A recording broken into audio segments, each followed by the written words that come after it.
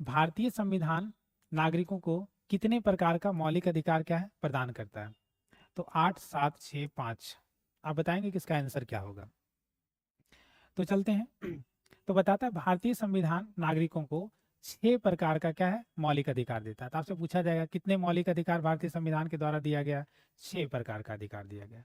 अगर हम लोग बात करें कि ये अधिकार जो है ना संविधान में कहाँ वर्णित है पूरे तरीके से, तो आप बता सकते हैं कि अगर आपसे मान लिया पूछ देगा समानता का अधिकार, तो ये जो है ना अनुच्छेद इसका 14 से लेकर 18 तक में उल्लेख मिलता है। किसका? समानता के अधिकार को। ठीक है ना। तो पहला आपका अधिकार कौन हो गया? समानता का अधिकार। इसका उल्लेख अनुच्छेद 14 से लेकर 18 तक में मिलता है। दूसरा आपका क्या हो गया? स्वतंत्रता का अधिकार। इसका उल्लेख जो है अनुच्छेद 19 से लेकर किस में मिलता है? 22 में मिलता है।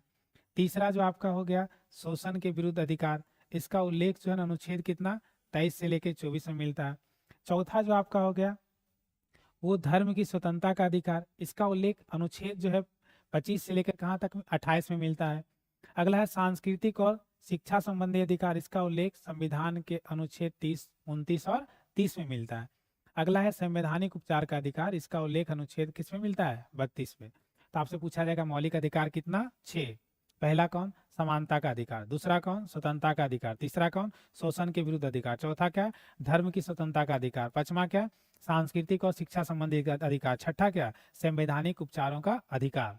फिर आपको रिमाइंडिंग के लिए बोल दें कि समता के अधिकार का उल्लेख अनुच्छेद कितना में? 14 से 18 में। स्वतंत्रता का अधिकार का उल्लेख कितना? अनुच्छेद 19 से 22 में। शोषण के विरुद्ध अधिकार का उल्लेख अनुच्छेद कितना में? 23-24 में।